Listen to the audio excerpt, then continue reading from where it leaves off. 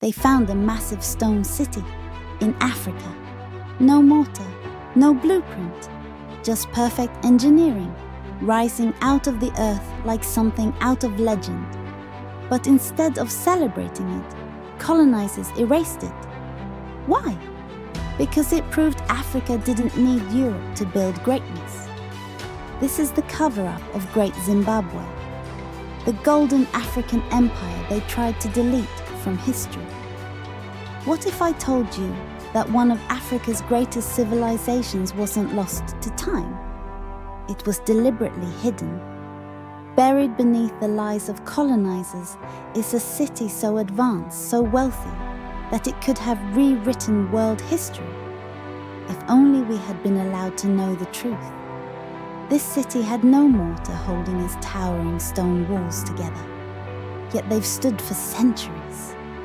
Its influence reached beyond Africa's borders, trading gold with faraway lands.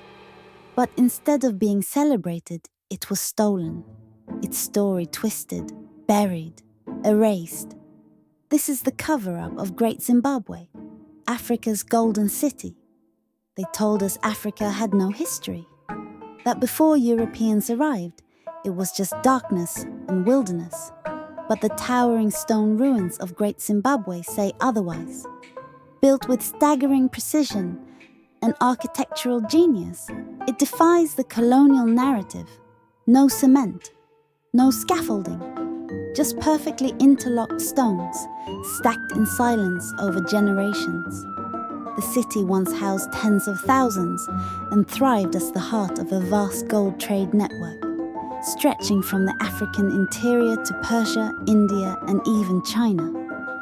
But when European explorers stumbled upon its ruins, they didn't marvel. They denied.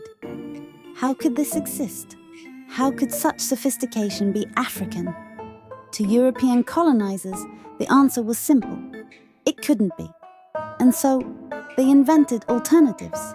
They claimed Arabs built it, or the Phoenicians, or some lost white tribe. Anything but the truth. Because the truth threatened everything. Their ideology, their power, their justification for colonization. See, Great Zimbabwe wasn't just an inconvenience. It was a direct contradiction.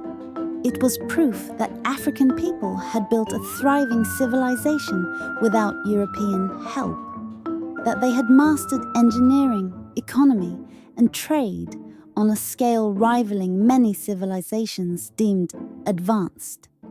To admit this would dismantle the illusion of African inferiority, and colonialism couldn't survive that. So they buried it. Historians twisted the narrative. Museums ignored the evidence. Maps erased the city's true origin. Entire textbooks taught that Africans were incapable of such greatness. And for a time, the world believed it. But the ruins never lie. Great Zimbabwe stood defiantly, its massive walls whispering a story that refused to die. Beneath the soil, archaeologists uncovered artifacts, ceramics, iron tools, gold ornaments, all unmistakably African in origin. Still, the world clung to its myths. Even when the evidence grew overwhelming, many chose silence over truth.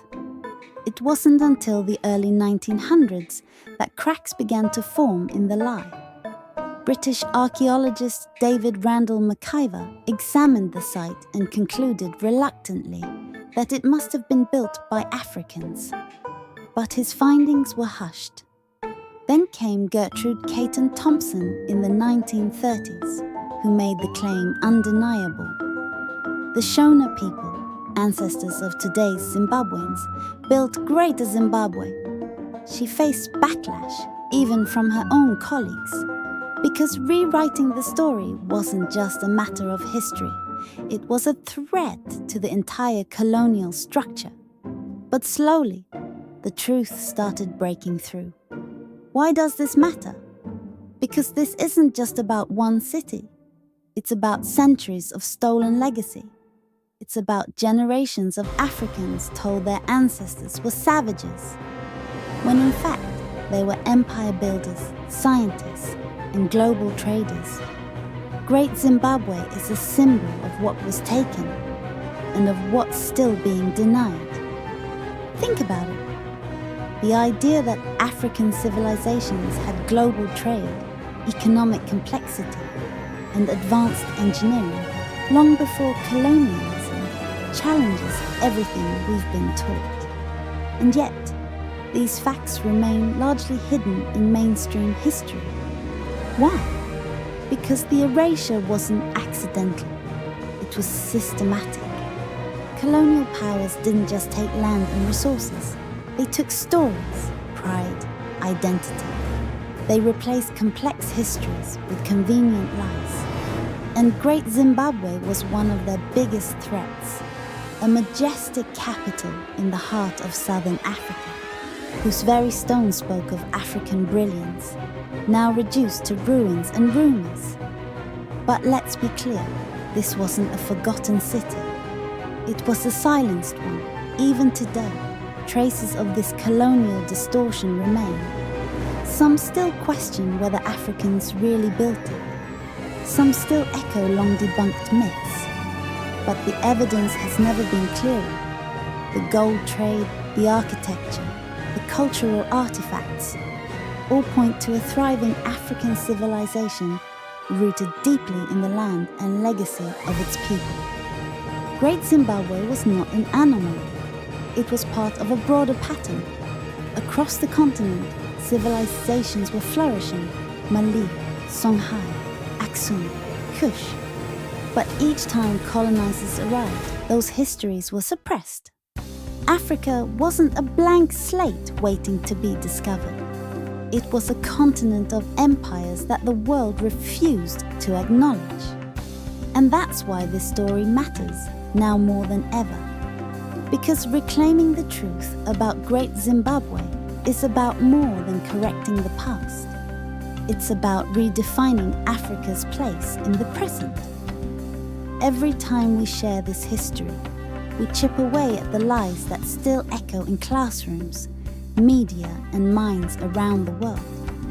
Every time we say Africa built this, we honor the ancestors who were denied their legacy. And we inspire a new generation to look at Africa not as a continent of poverty and struggle, but of strength, innovation, and endurance.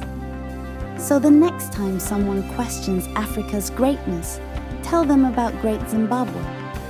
Tell them about a city built stone by stone, gold traded across oceans, and a people whose story was almost stolen, but not forgotten. Because history isn't just what we remember, it's also what we choose to uncover. And we're just getting started. Hit subscribe, because the story of Africa isn't lost. It's waiting to be told.